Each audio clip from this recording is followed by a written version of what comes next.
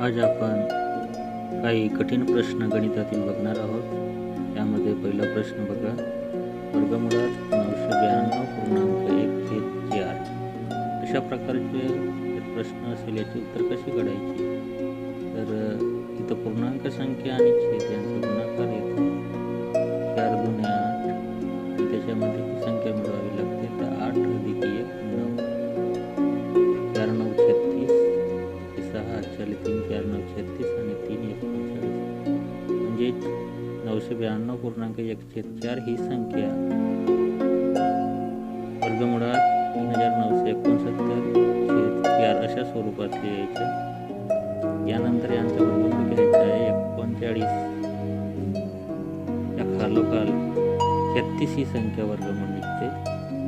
3969 याचे वर्गमूळ येते 63. याचे वर्गमूळ घेत असताना कसं घ्यायचं आपण? 36 जसं आहे, 36चे वर्गमूळ निघते 60 आणि म्हणून जवळपास ती संख्या घ्यायची. 60च्या वर संख्या येईल, कारण 3चा वर्ग जर घेतला तर 9 हा अंक येतो आणि म्हणून 63 ही संख्या येईल. या संख्येचे वर्गमूळ आपण घेतलं 63/2. 4चा वर्गमूळ 2, 3969चा वर्गमूळ 63 आणि याला जर आपण भाग दिला तर 31.5 ही उत्तर आपल्याला मिळते, योग्य उत्तर. त्यानंतर अशाच प्रकारच्या दुसरा उदाहरण आपण बघणार आहोत. 462 वर्गमुळात 462.1/4 ची किंमत किती? यामध्ये तसेच करूया आपण. पूर्णांक संख्या आणि छेद यांचा गुणाकार. 4 दूने 8, 8 मध्ये 1 मिळवला तर 9,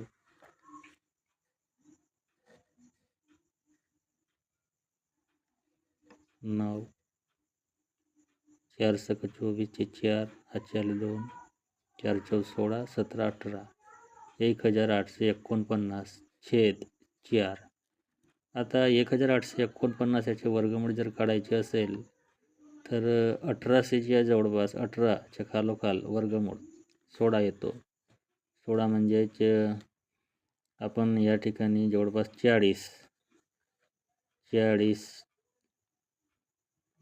40च्या जवळपास येईल आणि 40च्या वर येईल.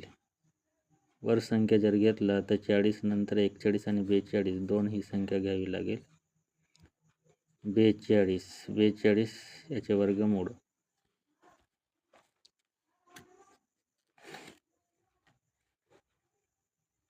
42च्या ठिकाणी आपण 43 घेऊ, कारण 9 हा अंक आहे. 3चा वर्ग